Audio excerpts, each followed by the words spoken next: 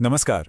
एक तरफ हैं आवारा कुत्ते जिनके लिए मन में करुणा है और दूसरी तरफ है इंसानों की सुरक्षा। इन दोनों के बीच में वो सही बैलेंस कैसे बने, ये एक बहुत ही मुश्किल सवाल है जिससे आप जानते हैं पूरा देश ही जूझ रहा है। पर हाल ही में सुप्रीम कोर्ट ने एक ऐसा फैसला सुनाया है जो इस पूरी बहस की दिशा ही बदल सकता है। तो आइए समझते हैं कि आखिर हुआ क्या है। इस केस का जो ऑफिशियल टाइटल है ना, वही इसकी पूरी गंभीरता बता देता है। सुनिए, शहर आवारा कुत्तों से परेशान, बच्चे चुका रहे हैं कीमत। ये शब्द अपने आप में वो मानवीय कीमत याद दिलाते हैं जो इस पूरे कॉम्प्लेक्स मुद्दे से जुड़ी हुई है। तो सवाल यही उठता है कि भाई इस केस की पूरी कहानी है क्या, और अभी अभी ऐसा क्या बदल गया है जिसने सबको इतना चौंका दिया है। चलिए इस पूरी उलझी हुई गुत्थी को मिलकर सुलझाते हैं। चलिए सबसे पहले इस मामले की थोड़ी बैकग्राउंड को समझते हैं। आखिर ये पूरा विवाद अदालत तक पहुंचा कैसे और इसके मूल में कौन सी बड़ी बहस छिपी हुई है। देखिए, ये कोई आम केस नहीं है, ये एक सुओ मोटो मामला है। मतलब सुप्रीम कोर्ट ने किसी की पिटीशन का इंतजार नहीं किया, उन्होंने इस मुद्दे की गंभीरता को देखा और खुद ही एक्शन लेना शुरू कर दिया। और ये बात अपने आप में बहुत कुछ कहती है कि देश की सबसे बड़ी अदालत इस समस्या को कितना बड़ा मान रही है। अब यहाँ पर एक काफी दिलचस्प मोड़ आता है। इस मामले में अपनी बात रखने की, अपनी आवाज उठाने की एक कीमत थी, और वो भी एक ऐसी कीमत जो बहुत से लोगों के लिए एक बड़ी दीवार बनकर खड़ी हो गई थी।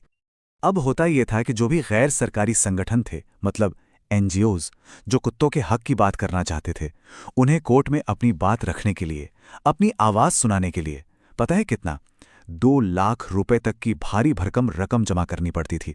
जाहिर है, ये तो इंसाफ तक पहुंचने के रास्ते में एक बहुत बड़ी दीवार थी। अब कहने को तो इस डिपॉजिट का मकसद काफी नेक था। इस पैसे का इस्तेमाल आवारा कुत्तों के लिए बेहतर सुविधाएं बनाने में होना था। लेकिन इरादा चाहे कितना भी अच्छा हो, इसका नतीजा ये हुआ कि इसने कई जरूरी आवाजों को अदालत के दरवाजे से बाहर ही रोक दिया। तो जरा सोचिए, कोर्ट में तराजू कितना एक तरफा झुका हुआ था। एक तरफ जो जानवरों की वकालत कर रहे थे, उनके सामने अपनी बात रखने के लिए एक इतनी महंगी शर्त थी, और दूसरी तरफ वो लोग जो कुत्ते के काटने का दर्द झेल चुके थे, जो विक्टिम्स थे, उनके लिए तो अपनी आवाज सुनाने का कोई साफ रास्ता ही नहीं बना था। लेकिन अब सुप्रीम कोर्ट के सिर्फ एक आदेश ने इस पूरे समीकरण को, इस पूरी सिचुएशन को पलट कर रख दिया है। ये वो टर्निंग पॉइंट है जिसने इस बहस का दरवाजा उन लोगों के लिए भी खोल दिया है जो अब तक सिर्फ बाहर खड़े थे। और ये रहा वो फैसला जिसने सब कुछ बदल दिया। सुप्रीम कोर्ट ने बिल्कुल साफ शब्दों में कहा, कुत्ते के काटने के जो पीड़ित हैं, उनके आवेदन मंजूर किए जाते हैं और उन्हें किसी भी तरह का कोई पैसा जमा करने की जरूरत नहीं है। मतलब इंसाफ के दरवाजे अब उनके लिए पूरी तरह से खुल चुके हैं। इस आदेश के पीछे की जो भावना है, उसे सरकार के वरिष्ठ वकील सॉलिसिटर जनरल तुषार मेहता के शब्दों से बेहतर कोई नहीं समझा सकता। उन्होंने एक बहुत सीधी लेकिन दमदार दलील दी। पीड़ितों को भी अपनी बात कहने का हक होना चाहिए। ये न्याय के सबसे बेसिक सिद्धांत की पुष्टि है। लेकिन बात सिर्फ यहीं खत्म नहीं होती। पीड़ितों को शामिल करने के साथ साथ कोर्ट ने यह भी साफ कर दिया है कि इस मामले को जड़ से सुलझाने के लिए कुछ और बड़े और जरूरी कदम उठाए जाएंगे। तो कोर्ट ने आगे के लिए एक पूरा 3 पॉइंट का प्लान सामने रखा है। सबसे पहले, animal welfare board of India को अब ऑफिशियली इस केस का हिस्सा बनाया जाएगा।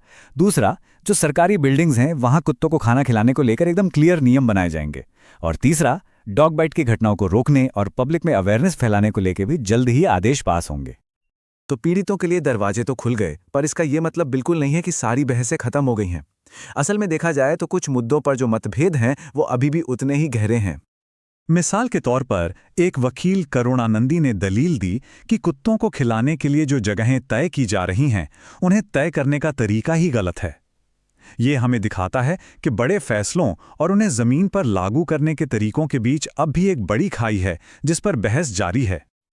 अच्छा, कोर्ट ने इस दलील को सुना जरूर, लेकिन कहा कि इस पर बाद में विचार किया जाएगा। ये दिखाता है कि यह मामला कितना पेचीदा है और कोर्ट इसे एक-एक करके स्टेप बाय स्टेप तरीके से सुलझाने की कोशिश कर रहा है।